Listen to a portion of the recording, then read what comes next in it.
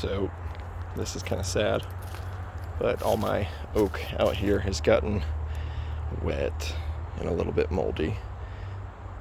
But I think I can still take this and turn it into something nice.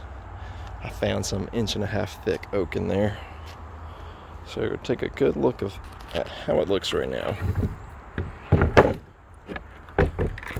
Because in a little while, after I'm done with it, I'm hoping looks like some usable wood.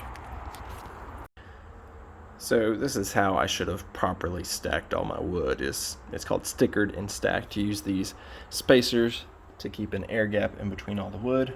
Here's a moisture meter. Check out how wet this one is. 60% moisture content on that one, which it feels wet. Up here it's not so bad, 17, 18. Most of the wood that's in my shop is around 12 to 14%. Oh, what's so frustrating is had I stacked that originally like this, with the spaces in between, wouldn't have all that mold and all the issues. I'm learning. I knew better. It's just, you get busy and you leave stuff laying around that you shouldn't, and then you end up with that stuff. Ugh. Several days later. Alright, the wood has been sitting inside with the fans on, stacked. And now I'm getting a normal reading. 12% is about what all the wood in my shop is. So look, you can test it on this pine. Is that 11%? But look, if I go to this one spot, it's still 60%.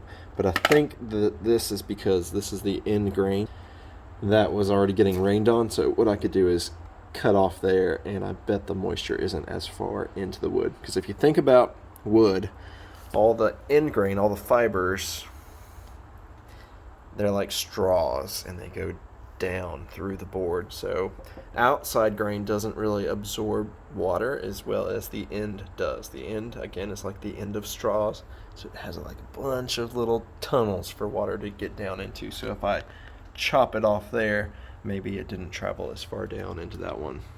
But I think most of this wood is ready to be used. First thing that I'm going to do is go ahead and work on the cupping. So what I'll do is I'll take them to the table saw and use the straight edge that the sawmill already put on there to kind of slice them down into more flat pieces.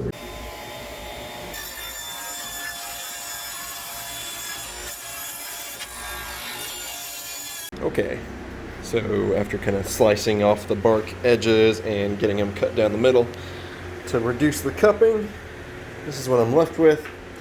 And now I believe it's time for the planer to flatten the top and the bottom.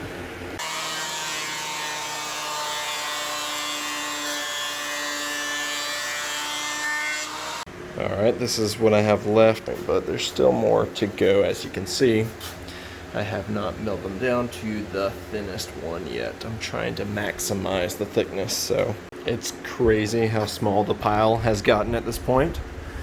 It may just be that I'm bad at milling lumber down, but hopefully this will be enough to make the 4 signs. We shall see.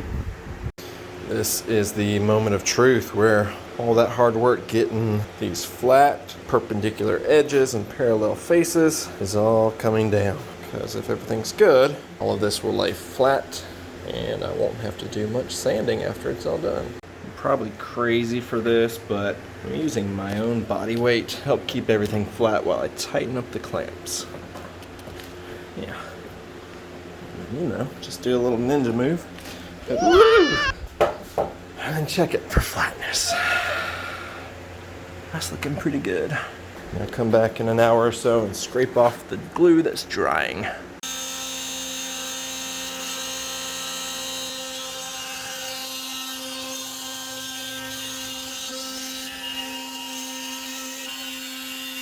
Turn off, cutter.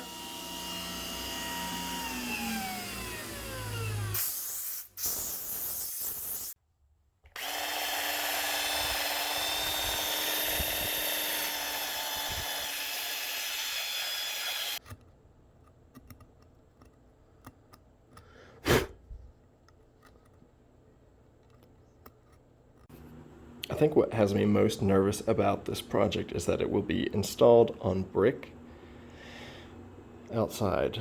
So what I'm going to try to use is this bit here. It's called a keyhole bit. Basically it plunges down in and it makes a big hole at the very beginning, and then once it's down under the wood you move it and it leaves a small channel. It's plunging in here and then dragging it up here, so the screw head will slide in there, and then the weight of the sign will slide the screw up to that point there.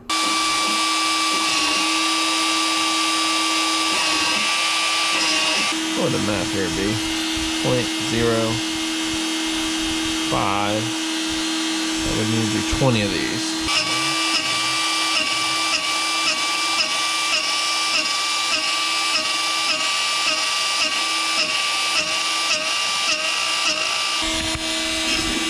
Oh yeah, that's terrifying. 1, 2, 3, 4. I think we got it. So this is how these work. You slide it onto the wall. It goes only into here, and then the weight of the sign will pull it up to there, and then you can't yank it off unless you lift the sign back up and out.